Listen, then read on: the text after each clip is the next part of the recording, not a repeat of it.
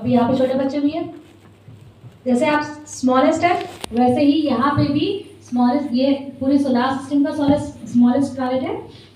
और साथ ही सोचने की बात ये है कि ये सूरज से सबसे करीब है, क्लोजेस्ट टू द सन है, लेकिन सबसे हॉटेस्ट प्लैनेट नहीं होता है। अब ऐसे कैसे? जनरली एक क्राइटेरिया रहता है कि जो भी आपके पास में जाता है उतनी ज़्यादा गर्मी फील होती है, लेकिन ये सबसे हॉटेस्ट क्यों नहीं रहते होगा? एनीवन? बिकॉज उसके जो गैसेस होते हैं वो उसको कूल रखते हैं, दैट्स वाई जो सन की रेज होती है वो बहुत ज़्यादा इम्पैक्ट नहीं करती और वो बहुत ज़्यादा को हॉटर नहीं हो पाती यस, है। एक्चुअली क्या होता है कि जितना ज़्यादा कोई भी प्लैनेट ये सूरज से पास में जाएगा, सूरज के पास जाएगा, तो उसके ऊपर जो एटमॉस्फेयर की लेयर होती है वो डिग्रेड होना स्टार्ट हो जाती है। इस वजह से यहाँ पे एटमॉस्फेयर की सिर्फ एक ही लेयर होती है जिसका नाम है एक्सोस्फियर, जो सन से आने वाली रेडिएशन को एब्जॉर्ब नहीं कर पाता और उसे यूवी डिस्ट्रीब्यूट भी नहीं कर पाता। इसलिए जिस टाइम पे सनलाइट गिरता है, यानी इसका दिन का टेम्परेचर वो जाता है नियरली 430 डिग्री सेल्सियस तक, और इसका रात का टेम्परेचर ड्रॉप डाउन हो जाता है -180 डिग्री सेल्सियस तक। तो चलते हैं सेकेंड प्लैनेट की तरफ, मतलब यस, वीनस, शुक्र ग्रह। तो Venus the hottest planet in our solar system. अब ये हॉटेस्ट क्यों? Because of dense atmosphere around it which is composed of carbon dioxide and green house gas. अभी हमारे अर्थ में भी कार्बन डाइऑक्साइड मिलती है जो कि 0.03% में रहता है। वो थोड़ा भी बढ़ता है तो ग्लोबल वार्मिंग की प्रॉब्लम शुरू हो जाती है, लेकिन यहाँ पे 98% एटमॉस्फेयर कार्बन डाइऑक्साइड से बना है, इसलिए ये इतना ज़्यादा हीट को एब्जॉर्ब करता है कि इसका सरफेस का टेम्परेचर लगभग जाता है नियरली 460 डिग्री सेल्सियस तक। तो इतने टेम्परेचर में हम लोग सर्वाइव कर पाएंगे क्या? नहीं कर सकते। और आपने देखा होगा हमारे अर्थ पे सनराइज कौन सा डायरेक्शन में होता है? ईस्ट में, और सनसेट वेस्ट। लेकिन ये उल्टा चलता है, ये अपने एक्सिस पे ही कुछ इस तरह 177 डिग्री पे टिल्ट रहता है। इसलिए जैसे other planet anti clockwise direction में घूमते हैं तो ये क्लॉकवाइज डायरेक्शन में घूमेगा।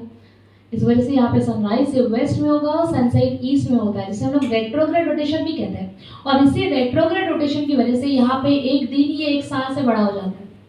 हमारे अर्थ पे एक दिन कितने घंटों में कंप्लीट होता है? 24 आवर्स। लेकिन यहाँ पे एक दिन कंप्लीट होता है विद इन 243 डेज, और इसका एक साल कंप्लीट होता है विद इन 225 डेज। तो चलते हैं थर्ड प्लैनेट की तरफ, मतलब yes, earth, Prithvi.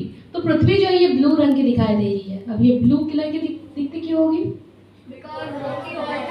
Because of water content. How much is percentage? 71% water and 29% land. तो लैंड पोर्शन कितने कॉन्टिनेंट में डिवाइड रहता है? Yes, 7। And how many oceans are there? 5 oceans are there. अभी जो अर्थ है अपनी एक्सिस पे 23.5 डिग्री पे टिल्ट रहती है, जिसकी वजह से हमारे अर्थ पे सीजनल वेरिएशन मतलब ऋतु परिवर्तन भी देखने को मिलते हैं। तो चलते हैं फोर्थ प्लैनेट की तरफ, मतलब मार्स, मंगल ग्रह। तो Mars the red planet in our solar system. तो इसे हम लोग रेड प्लैनेट क्यों कहते हैं? क्यों रहता होगा? यस, आप सबने लोहे की जंग मतलब रस्ट देखी होगी। रस्ट मतलब आयरन ऑक्साइड इसके सॉइल में मिलता है, जिस वजह से ये रेड इन कलर का दिखेगा। और जैसे हमारे सोलर सिस्टम में अभी हमारे अर्थ पे आपने देखा होगा सबसे बड़ा माउंटेन कौन सा होता है? Mount Everest. तो यहाँ पे सोलर सिस्टम का सबसे बड़ा माउंटेन पाया जाता है जिसका नाम है ओलंपस मॉन्स, जो मार्स का एक खास रीजन है, यहाँ पे आता है। थार का मतलब होता है ओशन, तो यहाँ पे पहले कभी ओशन प्रेजेंट था। और ये जो ओलंपस मॉन्स और ये 3 डॉट, ये चारों एक्चुअली डेड वोल्केनो है जो पहले कभी उस ओशन में सबमर्ज थे, लेकिन अभी इस पूरी तरह से एक्सपोज हो गया है क्योंकि यहाँ का पानी जो है पूरी तरह से खत्म हो गया है। तो जैसे हमारे अर्थ के अराउंड एक मून आपको दिख रहा है, वैसे इसके अराउंड 2 मून रिवॉल्व करते हैं। तो चलते हैं फिफ्थ प्लैनेट की तरफ, मतलब यस, जुपिटर, गुरु ग्रह। तो जुपिटर मतलब गुरु ग्रह हमारे सोलर सिस्टम का सबसे लार्जेस्ट प्लैनेट है एंड फास्टेस्ट रोटेटिंग प्लैनेट भी। अब ये इतना फास्ट रोटेट करता है अपने एक्सिस पे कि इसका एक दिन कंप्लीट होता है विद इन 10 आवर्स। और हमारा बर्थडे हमारे अर्थ में कितने साल बाद आता है? 1 साल बाद। लेकिन अगर जस्ट इमेजिन करो कि यहाँ पे अगर हम लोग चले गए, जस्ट इमेजिन, तो हमारा बर्थडे ये 12 साल के बाद आएगा, आफ्टर 12 इयर्स। किसी को जाना है?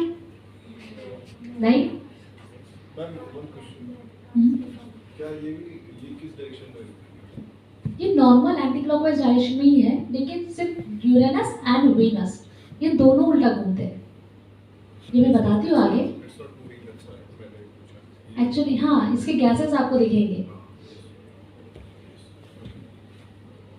तो चलते हैं नेक्स्ट प्लैनेट की तरफ। यस, सैटर्न, शनि ग्रह। तो सैटर्न मतलब शनि ग्रह हमारे सोलर सिस्टम में रिंग प्लैनेट के रूप में भी जाना जाता है, लेकिन ये जो रिंग है सारे आउटर प्लैनेट्स में रहती है, लेकिन ये रिंग यहाँ पर प्रोजेक्ट करना पॉसिबल नहीं हो पाता है। तो आप इमेजिन कर सकते हैं कि इसके अराउंड एक रिंग है, और वो रिंग जनरली बनती है आइस एंड रॉक पार्टिकल से, जो डे बाय डे रोड हो रहे हैं। तो डे बाय डे इसकी रिंग भी थिन होते जा रही है, तो कुछ 100 मिलियन साल बाद ऐसे ही सैटर्न दिखेगा without ring.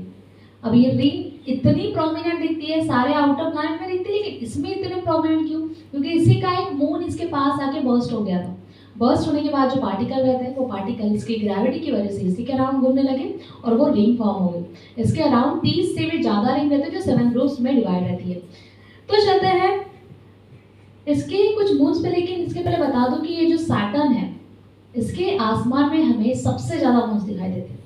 Highest number of moon जो है सैटर्न के हैं, इसके 145 मून्स है अभी करंट डेटा के हिसाब से। तो चलते हैं 7th प्लैनेट की तरफ। यस, ये जो यूरेनस है, the coldest planet in our solar system. अब ये कोल्डेस्ट कैसा? जनरली आपने देखा होगा कि नेपच्यून सबसे लास्ट में है, तो सनलाइट प्रॉपर्ली नेपच्यून तक नहीं पहुंचती है, लेकिन बीच का यूरेनस कोल्डेस्ट प्लैनेट बन जाता है। अब ऐसे कैसे? क्या रीजन हो सकता है? ग्रीन हाउस गैसेस कम होगी, ओके, और